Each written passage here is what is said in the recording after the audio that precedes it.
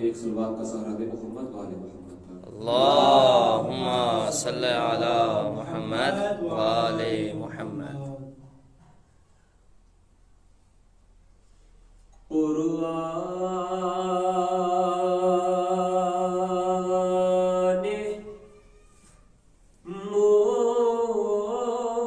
مصطفیٰ کی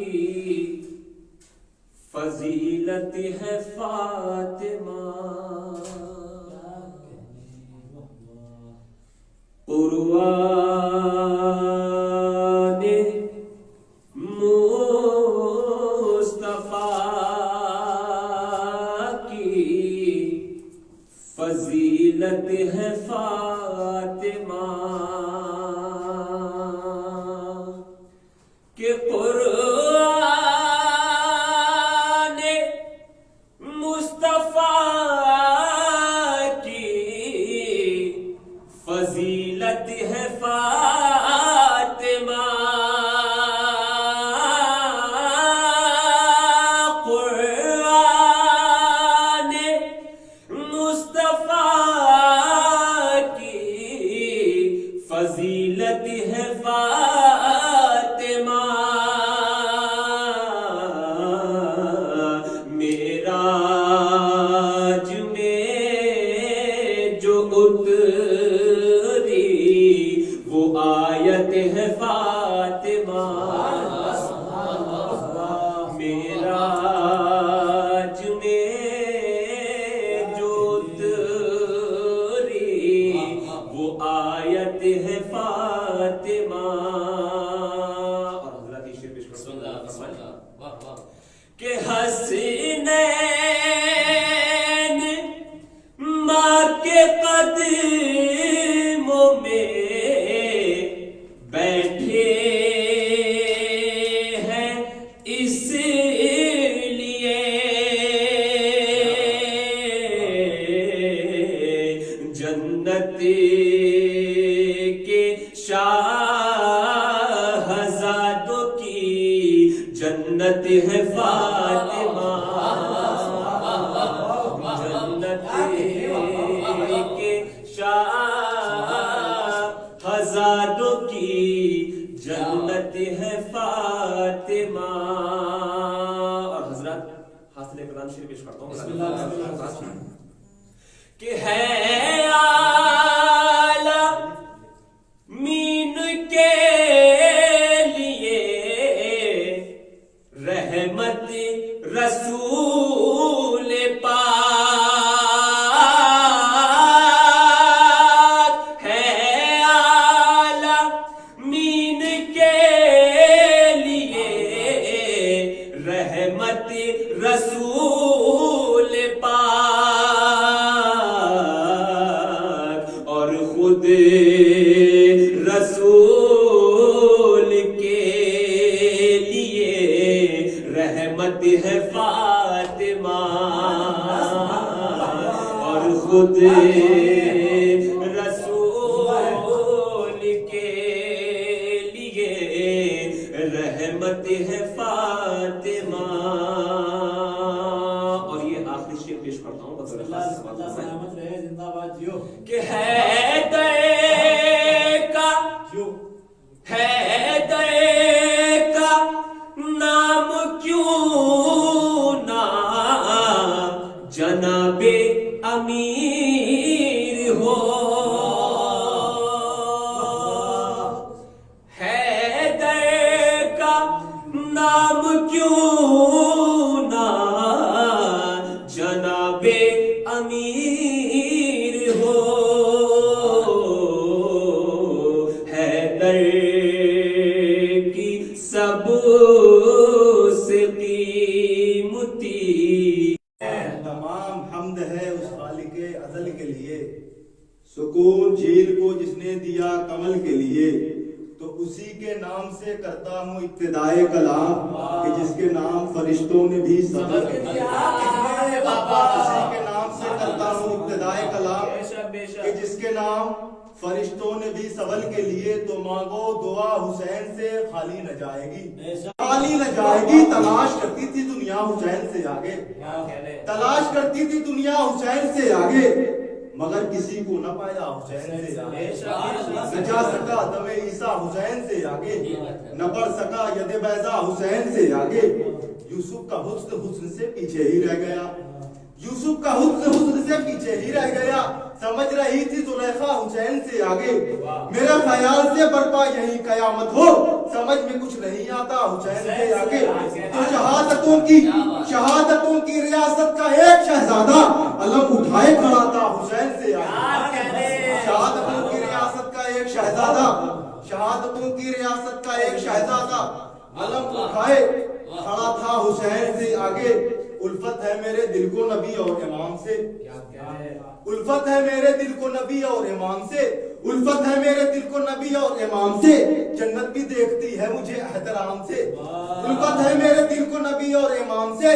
جنت بھی دیکھتی ہے مجھے احترام سے. کیا جون پہ حسین نے پڑھ دی تو آئے نور, کیا جون پہ حسین نے پڑھ دی تو آئے نور. یوسف بھی ملنے آئے حبش کے غلام سے, کیا جون پہ حسین نے پڑھ دی تو آئے نور. یوسف بھی ملنے آئے حبش کے غلام سے.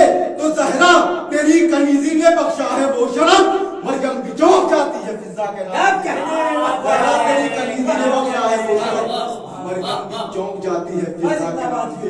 لہ احترام سیدہ بلندتر صلوات اللہم صلی علی محمد و آل محمد. ایک خطا اور ملاحظہ ہو, اس کے بعد خطیب زیر ممبر ہوں گے, صلوات سارا دیں. اللہم صلی علی محمد و آل محمد. آنکھ سوتی ہے ہمارے دل کبھی سوتے نہیں, کیا آنکھ سوتی ہے ہمارے دل کبھی سوتے نہیں. اپنی منصب کی فضیلت کو کبھی کھوتے نہیں. تیر کھا کے مسکرا کے کہہ گئے عسکر ہمیں, ہم ہیں اولاد نبی میدان میں ڈرتے نہیں. شعر کے شاعر میں گزار ہوں حجت الاسلام والمسلمین علی جناب مولانا سید بابر حسین صاحب ممبر پہ رونق افروز ممبر ہوں, اور اپنے بیان سے مومنین کے قلوب کو منور فرمائے. ان کے استقبال میں اللہم صلی علی محمد و آل محمد. محمد و آل محمد صلوات. اللہم صلی علی محمد و آل محمد وعجل الفارغ.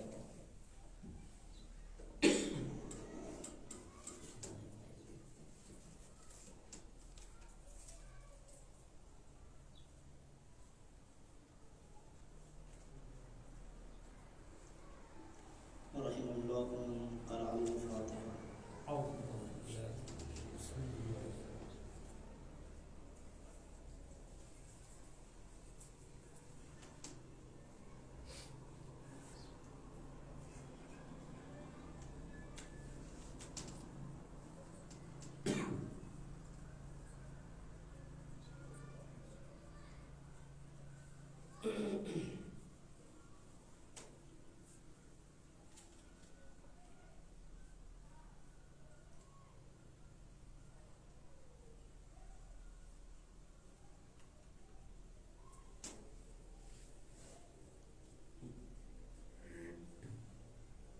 صلوات پر محمد اللہم صلی علی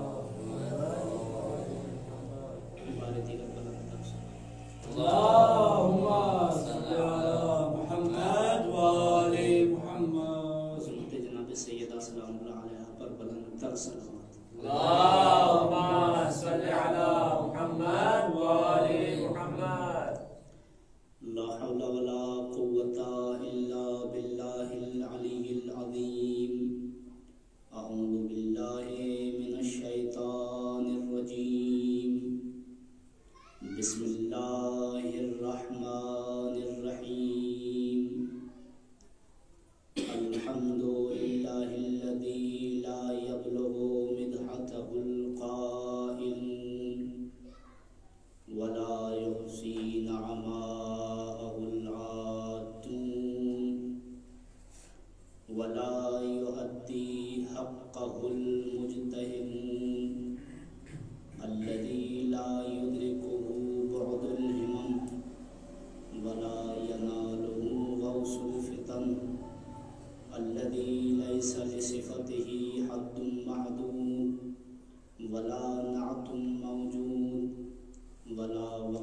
معدود ولا أجل ممدود فطر الخلائق بقدرته ونشر الرياح برحمته وابتدى بالصخور ميدان أرضه والصلاة والسلام والتحية والإكرام على سيدنا أصل ما في الوجود ستر الله في كل موجود على نقطة دائرة الوجود صاحب لواء الحمد والمقام المحمود مولانا ومولى الثقلين جد الحسن والحسين أبي القاسم محمد اللهم صل على محمد وآل محمد وعلى أهل بيته الطيبين الطاهرين المعصومين المظلومين ولعنة الله على أعدائهم أجمعين من يوم عداوتهم إلى قيام يوم الدين رب اشرح لي صدري ويسر لي أمري واحلل عقدة من لساني يفقه قولي أما بعد فقد قال رسول الله صلى الله عليه وآله وسلم إن الحسين مصباح الهدى وسفينة النجاة صلوات اللهم صل على محمد وآل محمد. اس سے پہلے آپ کی بابرکت بارگاہ میں کچھ معروضات پیش کیے جائیں گے. ایک مرتبہ سورہ الحمد اور 3 مرتبہ سورہ اخلاص کی تلاوت فرما کر علامہ سید اور محمد نقوی صاحب، آغا شیخ جواد مہدوی صاحب، محسن علی ابن جوہر عباس اور مولانا تحریر صاحب کے بھتیجے اور میرے دادا مرحوم سید علی حیدر ابن سعادت علی اور والد محترم سید شہلا حسن ابن زاہد حسین اور تمام مومنین مرحومین کی ارواح طیبہ کو سلام.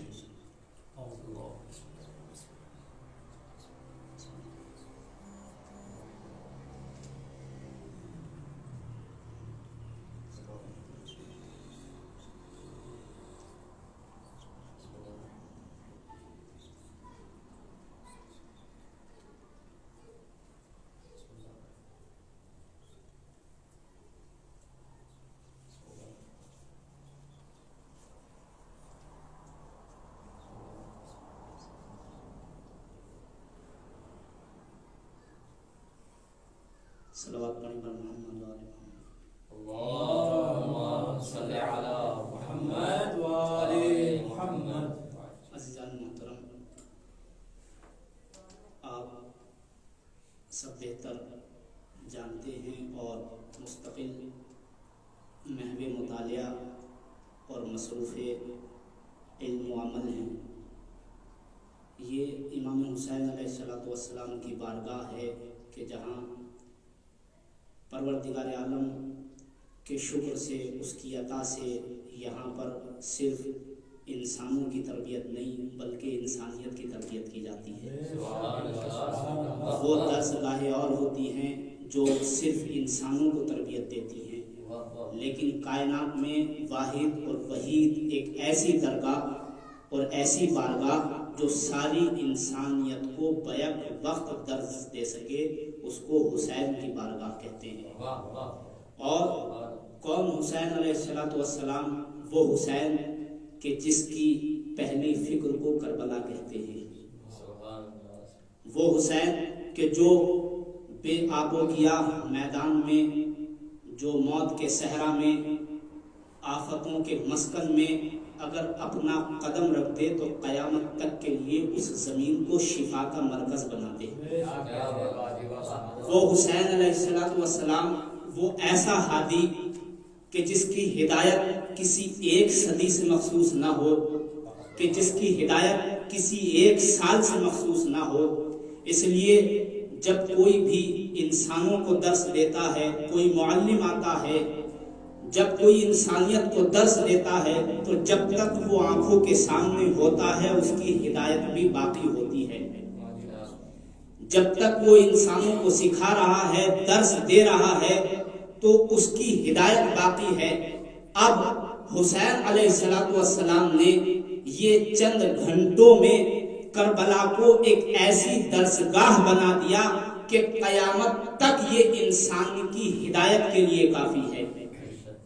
اور یہی وجہ ہے کہ آج حسین علیہ السلام کے چاہنے والوں نے، کیونکہ یہ عقیدت کا معاملہ ہے، یہ روح کا معاملہ ہے، یہ معنویت کا، حسین کے چاہنے والے، علی کے چاہنے والے کیونکہ بغیر کربلا کے زندہ نہیں رہ سکتے تھے، لہذا حسین کے چاہنے والوں نے، حسین کے عزاداروں نے اپنی زندگی کو باقی رکھنے کے لیے اپنے ہر وطن میں ایک کربلا بنا کر بتایا کہ حسین کل بھی زندہ تھے، حسین آج بھی زندہ ہیں اور حسین کل بھی زندہ رہیں گے. یہ حسین علیہ السلام کی بارگاہ جس کا ذکر ہدایت بن جائے، جس کا عمل ہدایت بن جائے. اب اگر امام حسین علیہ السلام ہادی ہیں اور مولا کے ذکر سے کائنات ہدایت حاصل کر رہی ہے تو ماننا پڑے گا کہ حسین مرے نہیں ہیں، حسین آج بھی زندہ ہیں جو ساری کائنات کی ہدایت کر رہے ہیں. اس لیے کہ سر و تن میں جدائی ہو جانا یہ اس وقت موت کا سبب بن جاتا اگر نوکے نیزہ سے حسین علیہ السلام قرآن کی تلاوت نہ کرتے. لیکن میرے مولا نے ساری کائنات کو بتایا اور یزید ملعون فاسق و فاجر کے اس منصوبے کو خاک میں ملا دیا، بالکل اسی طریقے سے جس طرح بیعت کی لاش کو ملایا. یزید کا منصوبہ کیا تھا؟ کہا کہ ہم حسین کو صحرا میں قتل کریں گے، جنگل میں قتل کریں گے، بیابان میں قتل کریں گے، آبادیوں میں قتل نہیں کریں گے. اس لیے کہ اس نے اپنے ذہن میں منصوبہ یہ بنایا تھا کہ اگر آبادیوں میں قتل کریں گے تو سب کو معلوم ہو جائے گا ظالم کون ہے، مظلوم کون ہے.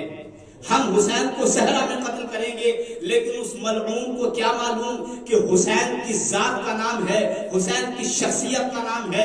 امام حسین علیہ السلام نے بھی کربلا کے میدان سے بتایا کہ یزید دیکھ، اگر تیرے ہی منصوبے سے تجھے فنا نہ کر دوں تو حسین نہ کہنا، اگر تیرے بنائے ہوئے منصوبے سے تجھے فنا اور برباد نہ کر دوں تو حسین نہ کہنا. امام حسین علیہ السلام نے صحرا کو کربلا معلی بنا دیا اور یہ کربلا سے ایک آواز جو اٹھی حل من ناصر ینصرنا، اور حسین علیہ السلام کی جو ہدایت کی آواز اٹھی وہ ساری کائنات میں مشرق سے لے کر مغرب تک ساری کائنات میں عزا خانوں کی صورت میں حسین کا قبضہ ہو گیا. اب جہاں جہاں عزا خانے ہیں وہاں وہاں حسین کی حکومت ہے. آپ مجھے کوئی ملک دکھا دیجئے، کوئی سرزمین دکھا دیجئے جہاں کوئی کربلا نہ ہو، جہاں کوئی عزا خانہ نہ ہو، جہاں کوئی حسینیہ نہ ہو. اس لیے کہ اسی کے نام پہ مجلسیں ہوتی ہیں، اسی کے نام کا ذکر ہوتا ہے جو کل بھی زندہ ہو اور آج بھی زندہ ہو. تو حسین علیہ السلام اس ذات کو وسیلہ بنانے کے لیے ہمارے پیغمبر اکرم صلی اللہ علیہ وآلہ وسلم نے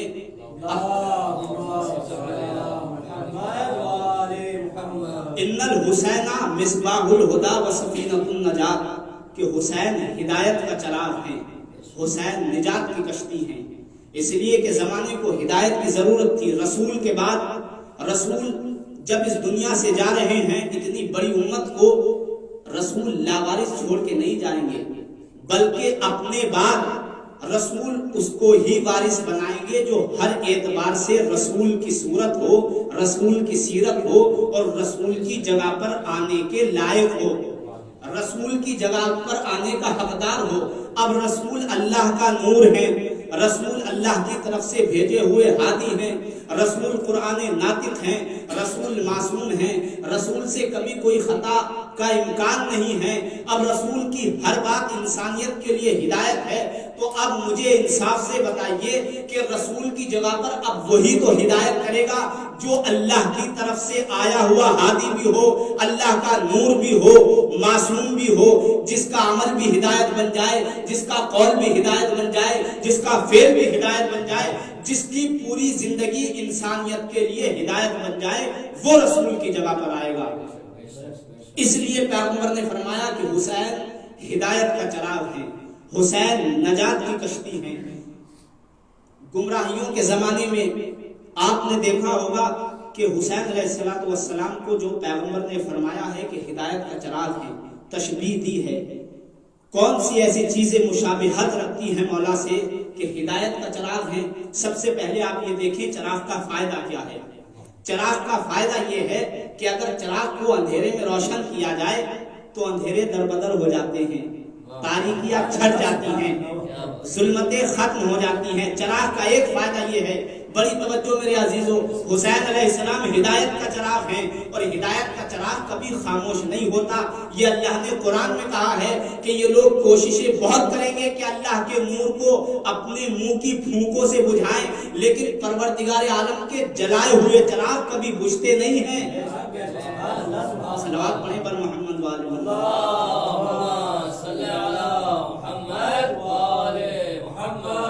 حسین ہدایت کا چراغ ہے، حسین نجات کی کشتی ہیں۔ ہدایت کا چراغ کہا کہ جب آپ اندھیرے میں چراغ کو روشن کریں گے تو چراغ کا ایک فائدہ یہ ہے کہ اندھیرے ختم ہو جائیں گے، تاریکیاں چھٹ جائیں گی، ظلمتیں در بدر ہو جائیں گی۔ تو اب امام حسین علیہ السلام ہیں ہدایت کا چراغ۔ اب جس کے دل میں حسین کی محبت ہوگی، جو حسین کو اپنا امام مانتا ہوگا، جو امام حسین علیہ السلام کا عاشق ہوگا، اگر اس نے اپنے دل میں امام حسین کی سچی محبت کو جگایا ہوگا، بسایا ہوگا، یا لفظوں کو بدل کر یہ کہہ دوں کہ اپنے دل کے کعبے میں، اپنے دل کے حرم میں اس نے حسین علیہ السلام کی محبت کی کربلا بنائی ہوگی، تو اب حسین چراغ ایسا ہے کہ یہاں پر نہ کفر کے اندھیرے آئیں گے، نہ نفاق کے اندھیرے آئیں گے، نہ ظلمتوں کے اندھیرے آئیں گے، نہ شرک کے اندھیرے آئیں گے، بلکہ حسین ایک ایسا ہدایت کا چراغ ہے کہ اس لیے کہ جب تک حسین کے نور سے یہ دل نورانی رہے گا، اس وقت تک کسی چور کی ہمت نہیں ہے کہ آپ کے ایمان کو چوری کر سکے۔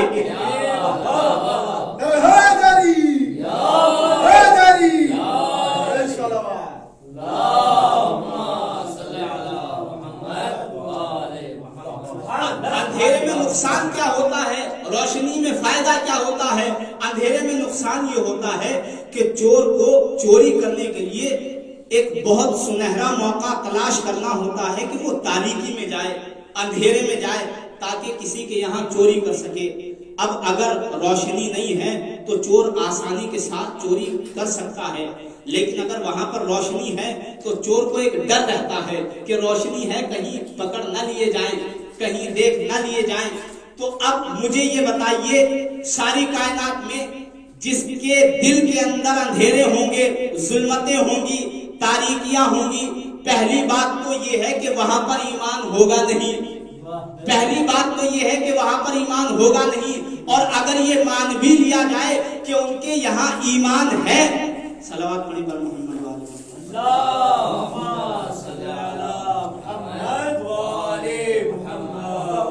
اور اگر یہ فرض کر بھی لیا جائے کہ کسی ایسے کے دل میں کوئی اسلام کا دعویٰ کرے کہ میرے دل میں اسلام ہے، میرے دل میں ایمان ہے، اگر اس دل میں حسین نہیں ہے تو نہ اسلام کا تصور ہے نہ ایمان کا۔ لیکن اگر ان کا دعویٰ، ان کی بات مان بھی لی جائے کہ ان کے دل میں تھوڑا سا ایمان، تھوڑا سا اسلام، چاہے برائے نام ہو، تو اگر حسین کی محبت سے دل نورانی نہیں ہے تو سب سے بڑا دشمن، جس کو قرآن کی زبان میں عدو مبین کہا گیا ہے، جو مال چوری نہیں کرتا ہے، جو چھوٹی موٹی چیزوں کو چوری نہیں کرتا ہے، بلکہ سب سے پہلا حملہ وہ ایمان کو چوری کرتا ہے، وہ یقین کو چوری کرتا ہے، وہ انسان کے عقیدے کو چوری کرتا ہے۔ اب اگر دل حسین کے نور سے روشن نہیں ہے، حسین کی محبت سے روشن نہیں ہے، تو اس دل سے کبھی شیطان ایمان کو چوری کرے گا، کبھی یقین کو چوری کرے گا، کبھی عقیدے کو چوری کرے گا، اور ایمان اس طریقے سے چوری کرے گا کہ بے ایمان بنا دے گا،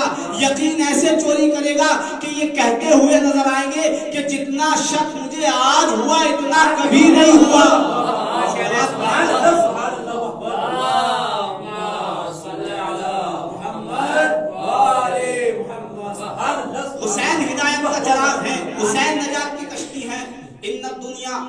یہ لقمان حکیم علیہ السلام کے جملے اور روایات میں موجود ہیں احادیث میں کہ جب انہوں نے اپنے بیٹے کو وصیت کی یا بنیا ان الدنیا بحر عمیق قد غرق فیہا عالم کثیر فلتکن فیہا سفینتک تقوی اللہ، یہ دنیا ایک بہت بڑے سمندر کی طریقے سے ہے، بہت گہرے سمندر کی طریقے سے ہے، جس میں نہ جانے کتنے عالم غرق ہو گئے ہیں، نہ جانے کتنی دنیا ڈوب چکی ہیں۔ اب وہاں پر تمہارے لیے ضروری یہ ہے کہ وہاں پر ایک سفینے کو اختیار کرو، ایک سفینے کو تلاش کرو۔ وہ کیا ہے؟ اللہ سے قریب کرنے والا وہ تقوی الہی ہے، اور تقوی الہی کا مصداق عظیم ہی حسین علیہ السلام کی ذات گرامی ہے۔ صلوات علیہ محمد وآل محمد۔ اللہم صلی علی محمد وآل محمد۔ چراغ کا ایک فائدہ یہ ہے کہ آپ حسین علیہ السلام ہیں ہدایت کے چراغ۔ بے شک ان الحسین مصباح الہدی و سفینۃ النجات۔ چراغ کا دوسرا فائدہ یہ ہے کہ جب آپ ایک چراغ سے دوسرے چراغ کو جلائیں گے تو پہلے چراغ میں کوئی کمی واقع نہیں ہوگی، اس کی روشنی میں کوئی نقص نہیں آئے گا۔ چراغ کا ایک کمال یہ ہے، اگر آپ ایک چراغ سے ہزاروں لاکھوں کروڑوں جتنا آپ روشن کر سکتے ہیں، پہلے چراغ میں کوئی کمی نہیں آئے گی، تو یہ تو ایک معمولی چراغ کا عالم ہے کہ اگر اس سے روشن ہو چراغ تو کوئی کمی واقع نہیں ہوتی نور میں۔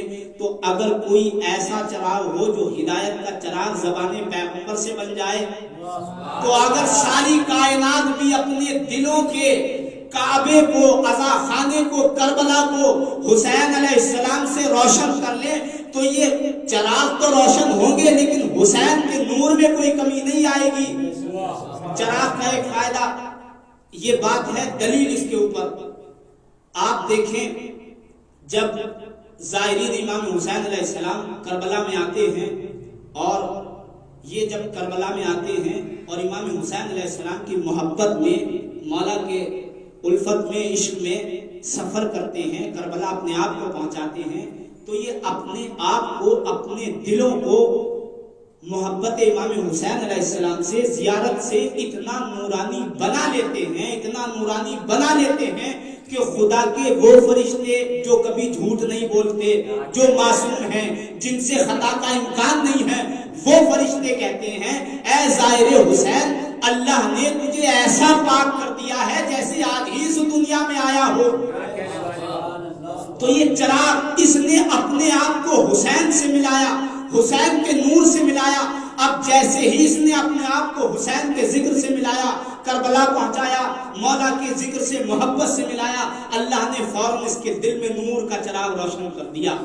اور کائنات میں جہاں جہاں کربلا سے زیارت کرنے کے بعد یہ مومنین، یہ زائرین پہنچے، ہر ایک یہ کہتا ہوا نظر آ رہا تھا کہ تم کہاں سے آ رہے ہو، تم کہاں سے آ رہے ہو؟ کہا کہ ہم کربلا سے آ رہے ہیں، اس لیے کہ ان کے دلوں کے اندر جو چراغ روشن تھے، ان کی کرنیں ان کے چہروں سے ظاہر ہو کر بتا رہی تھی یہ کہیں اور سے نہیں، یہ کربلا سے آ رہے ہیں، یہ اپنے دلوں کو حسین کے نور سے منور کر کے آ رہے ہیں۔ صلوات پڑھیں پر محمد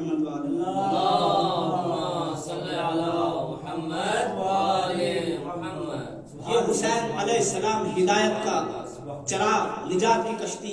جب سوال کیا ایک شخص نے مولا امام صادق علیہ السلام سے کہ مولا آپ تو سبھی ہدایت کے چراغ ہیں، نجات کی کشتی ہیں، لیکن پھر خاص طور سے امام حسین علیہ السلام کے لیے تو مولا نے متن پڑھنے کا وقت نہیں ہے، صرف ترجمے سے انشاءاللہ آپ سب بہتر جانتے ہیں کہ مولا نے یہی جواب دیا، کہا کہ ہم سب کے سب ہدایت کے چراغ ہیں، نجات کی کشتی ہیں، لیکن میرے جد حسین علیہ السلام ایسا ہدایت کا چراغ ہیں، ایسے نجات کی کشتی ہیں جو سب سے تیز اور سب سے کم وقت میں مقصد تک پہنچاتا ہے، اسے حسین کہتے ہیں۔ ہم سب جو بحر زخار میں، دنیا کے سمندر میں جو کشتی، جو سفینہ سب سے تیز چل کر ساحل پہ پہنچا دے، اسے حسین کہتے ہیں۔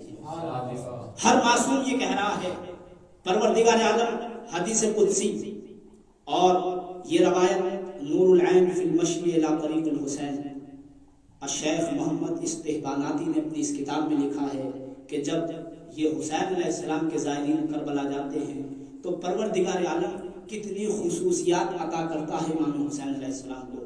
جیسے ہی یہ کربلا جاتے ہیں پروردگار عالم کہتا ہے میرے حبیب جو کچھ مانگنا ہے مانگ، میں تجھے عطا کرنے کے لیے تیار ہوں. یعنی پروردگار یہ چاہ رہا ہے کہ آج میرا بندہ مجھ سے کچھ سوال کرے، میں اس کے اوپر تحفوں کی برسات کرنا چاہتا ہوں، اپنی عنایت سایہ فکر کرنا چاہتا ہوں. اور پروردگار عالم وہ لقب دے کر خطاب کرتا ہے جو اللہ نے اپنے اولیاء کو دیے ہیں، انبیاء کو دیے ہیں. اور فرشتے آسمانوں سے آ کر کہتے ہیں السلام علیکہ یا ولی اللہ، اے اللہ کے ولی تیرے اوپر سلام ہو. اللہ یقرئک السلام. کتنی بڑی عظمت ہے، اے حسین کے زائر اللہ نے تجھے سلام کہا ہے.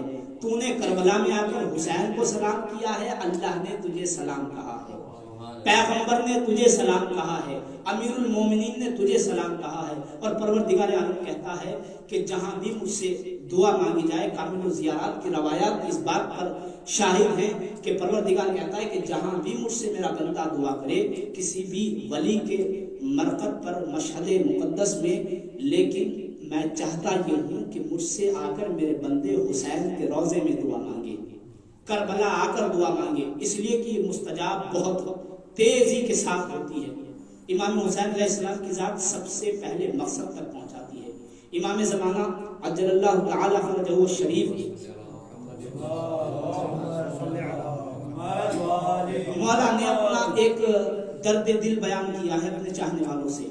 مولا امام زمانہ علیہ السلام کہتے ہیں کہ آخر کار میرے چاہنے والے جو میرے ظہور کی دعا کرتے ہیں، جو چاہتے ہیں کہ میرا ظہور ہو جائے، آخر کیا وجہ ہے کہ وہ میرے ظہور کی دعا کربلا میں آ کر نہیں کرتے؟ اگر وہ چاہتے ہیں کہ میرا ظہور ہو تو کربلا میں آ کر میرے جد کے گنبد کے نیچے میرے ظہور کی دعا کیوں نہیں کرتے؟ میرے عزیزوں، ایک بات ہے، پیغام دو ہے. امام حسین علیہ السلام، مولا امام زمان علیہ السلام کہتے ہیں کہ یہ آ کر کربلا میں دعا کیوں نہیں کرتے. حقیقت میں امام علیہ السلام کربلا کی زیارت کی طرف بھی دعوت دے رہے ہیں اور اپنے ظہور کے لیے بھی دعوت دے رہے ہیں. پھر مولا میرا امام وقت ہم سے خطاب کرتے ہوئے کہتا ہے کہ جب یہ ہمارے چاہنے والے اپنی جان نمازوں پر نماز کے بعد اپنے مصلیوں سے نماز ادا کرنے کے بعد شکر کے سجدے کرنے کے بعد جب یہ اٹھ جاتے ہیں اور میرے ظہور کی دعا نہیں کرتے اور میرے ظہور کی دعا کیے بغیر اپنے مصلیوں سے اٹھ جاتے ہیں تو ایسا لگتا ہے کہ جیسے انہیں کسی امام کی ضرورت ہی نہیں ہے. یعنی ہر نماز میں امام وقت یہ چاہتے ہیں کہ میرے ظہور کی دعا کی جائے. اور کیسے انسان مقصد تک پہنچتا ہے، کیسے انسان زیادہ سے زیادہ اپنے آپ کو امام سے قریب کرتا ہے، اللہ سے قریب کرتا ہے. سید عبد الکریم جو اصفہان کے رہنے والے ہیں، آیت اللہ بہجت اور دوسرے عرفاء اور فقہاء نے اس واقعے کو نقل کیا ہے کہ سید عبد الکریم امام زمانہ عجل اللہ تعالی فرجہ الشریف بہت زیادہ مولا کی زیارت کے مشتاق تھے، بہت متمنی تھے کہ زیارت ہو جائے. رات دن روتے تھے، رات دن گریا کرتے تھے. جب محبت کا یہ عالم تھا تو ایک دن پیغمبر اکرم صلی اللہ علیہ وآلہ وسلم خواب میں آ کر فرماتے ہیں کہ سید عبد الکریم آخرکار اتنی اذیت اپنے آپ کو کیوں دے رہے ہو؟ سید عبد الکریم کہتے ہیں، اور یہ سید عبد الکریم کوئی بہت بڑے منصب پر فائز نہیں ہے، بلکہ یہ ایک جوتے صحیح کرنے والے، ایک کفاش. مولا کی نظر میں یہ نہیں دیکھا جائے گا کہ کون کس منصب کے اوپر فائز ہے، بلکہ وہاں تو یہ دیکھا جائے گا کہ کس نیت کے ساتھ زندگی گزاری ہے، کس نیت کے ساتھ ظہور کی دعائیں کی گئی ہیں. اگر ایک سبزی بیچنے والا، ایک چپل جوتے صحیح کرنے والا مولا کا مخلص سچا جتنی زندگی گزار کے گیا ہے، اگر امام کی مرضی کے مطابق گزاری ہے، اگر سچائی یقین اور عقیدے کے ساتھ گزاری ہے، تو یقیناً وہ امام کے صحابیوں میں اور ساتھیوں میں قرار پائے گا اور یقیناً اس کو زیارت ہوگی. انسان جو بھی عمل کرے نیت میں یہ ہو کہ آیا میرا وقت کا امام مجھے دیکھ رہا ہے یا نہیں. اگر میرا وقت کا امام دیکھ رہا ہے تو اگر میں اس وقت امام کے دور میں حضور میں ہوتا اور امام علیہ السلام کی نظروں میں کیا میں اس عمل کو انجام دیتا یا نہیں دیتا؟ تو اگر انسان یہ سوچ لے کہ میرا وقت کا امام دیکھ رہا ہے تو یقیناً کبھی کوئی ایسا عمل سرزد نہیں ہو سکتا جو امام کی مرضی کے خلاف ہو۔ سید عبد الکریم رات دن رو رہے ہیں، پیغمبر نے فرمایا کیوں روتے ہو؟ کہا کہ یا رسول اللہ میں اتنا بے حال ہوں، اتنا کمزور، اور ابھی کچھ میرے پاس نہیں ہے، کچھ سمجھ میں نہیں آتا، کچھ سرمایہ نہیں ہے کہ میرا باپ، میرا امام، میرے پدر، میرے شفیق، میرے رہنما اس دنیا میں ہیں لیکن مجھے ان کا دیدار نہیں ہوتا، کہ اگر میرے والد اس دنیا میں نہ ہوتے، میرے پدر نہ ہوتے تو مجھے صبر ہو جاتا، لیکن میرے والد، میرے امام، میرے رہنما، میرے امام وقت موجود ہیں، میں ساری کائنات کو تو اپنی آنکھوں سے دیکھ لیتا ہوں لیکن میرے امام وقت کو نہیں دیکھ پاتا ہوں، کتنا افسوس ہے میرے اوپر۔ تو سید عبد الکریم سے پیغمبر فرماتے ہیں کہ سید عبد الکریم اعمل ما یعمل مولاک صاحب العصر والزمان لتراہ، کہا کہ اے سید عبد الکریم وہ عمل کیوں نہیں کرتے جو تمہارا وقت کا امام کرتا ہے تاکہ تم اپنے وقت کے امام کی زیارت کر لو۔ دیکھیں کہ حسین کس قدر انسان کو مقصد تک پہنچاتے ہیں، کتنی تیزی کے ساتھ یہ حسین علیہ السلام کا سفینہ مقصد اور ہدایت تک پہنچاتا ہے۔ سید عبد الکریم کہتے ہیں کہ مولا میں کیا عمل کروں کہ میں اپنے امام کو دیکھ لوں؟ کہا کہ وہی عمل جو تمہارے وقت کا امام صبح و شام کرتا ہے۔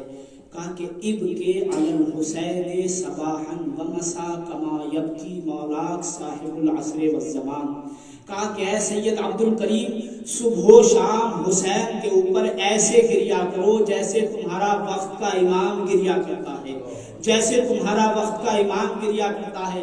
سید عبد الکریم روتے ہیں، رو کے فرماتے ہیں یا رسول اللہ کب تک گریا کروں؟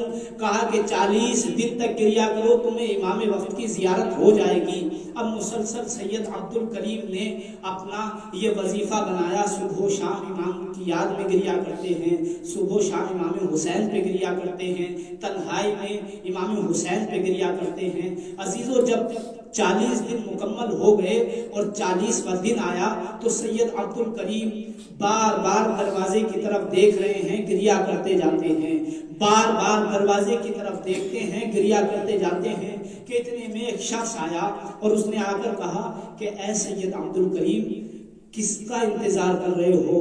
کہا کہ میرا ایک عزیز ہے، میرا ایک مہمان ہے، ایک آنے والا ہے جس کے انتظار میں بیٹھا ہوں۔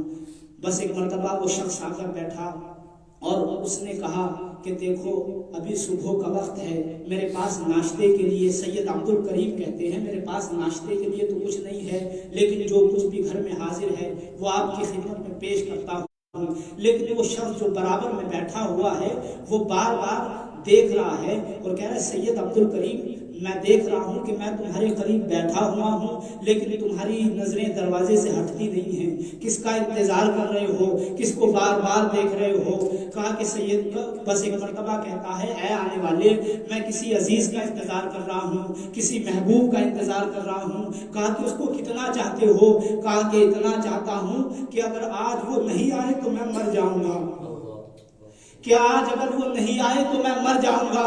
بس ایک مرتبہ اس آنے والے نے کہا کہ وہ بھی تمہیں اسی طریقے سے چاہتے ہیں جیسے تم ان کو چاہتے ہو۔ سید عبد الکریم کہتے ہیں کہ آپ کو یہ کیسے پتا کہ وہ مجھے اسی طرح چاہتے ہیں؟ بس ایک مرتبہ اس آنے والے نے اپنے دست شفقت کو سر پہ رکھا اور کہا سید عبد الکریم تم نے پہچانا نہیں؟ ارے میں ہی تو تمہارا وقت کا امام ہوں، میں ہی تو فرزند فاطمہ ہوں۔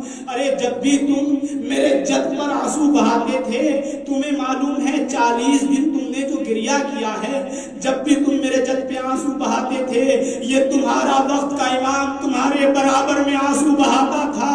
ایک مرتبہ چاہنے والا قدموں میں گر پڑا، مولا تو پھر مجھے اپنی زیارت کیوں نہیں کرائی، اپنا دیدار کیوں نہیں کرایا؟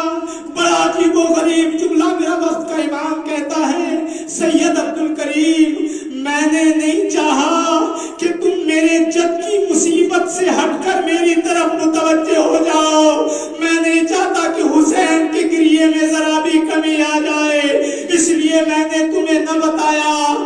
دیکھو میں تمہارا وقت کا امام ہوں۔ سید عبد الکریم کہتے ہیں کہ مولا مجھے اپنے سے جدا نہ کیجئے گا، مولا میں زندہ نہیں رہ سکتا۔ بس ایک مرتبہ مولا نے فرمایا سید عبد الکریم دیکھو جب بھی تم میرے جد حسین پہ آنسو بہاؤ گے، ارے کہاں ہیں وہ لوگ جو کہتے ہیں صلی اللہ علیہ یا ابا عبداللہ الحسین؟ اے عبد الکریم جب بھی کسی جگہ پر میرے جد کو اس نام سے یاد کیا جاتا ہے صلی اللہ علیہ یا ابا عبداللہ الحسین، ارے سب سے پہلا وہاں موجود ہونے والا تمہارا وقت کا امام ہوتا ہے۔ تم میرے جد پہ آنسو بہانا، وقت کا امام تمہارے گھر تشریف لائے گا۔ میرے عزیزو شاید یہی وجہ ہے ہم بھی روتے ہیں، وقت کا امام بھی روتا ہے، لیکن ہمارے رونے میں اور امام وقت کی گریہ کرنے میں بڑا فرق ہے۔ عزیزو جب ہم کسی مصیبت پہ گریہ کرتے ہیں کچھ دیر کے بعد مصیبت بھول جاتے ہیں، واقعہ نظروں سے غائب ہو جاتا ہے، چونکہ ہم بھول جاتے ہیں۔ معصوم کے یہاں یہ کیفیتیں نہیں ہوتی، ان کے یہاں ہر وہ مصیبت، ہر وہ غم اور حادثہ جو کبھی پیش آیا ہے وہ ایسے ہی موجود ہوتا ہے جیسے کہ آج۔ یہی وجہ ہے میرا وقت کا امام کہتا ہے اے میرے جد مظلوم، اگر میں کربلا میں نہ ہو سکا اور آپ کی مدد نہ کر سکا تو اب صبح و شام میں ہمیشہ آپ کے اوپر خون کے آنسو بہاؤں گا، ہمیشہ آپ کے اوپر گریہ کروں گا۔ وَسَيَعْلَمُ الَّذِينَ ظَلَمُوا أَيَّ مُنقَلَبٍ يَنقَلِبُونَ إِنَّا لِلَّهِ وَإِنَّا إِلَيْهِ رَاجِعُونَ۔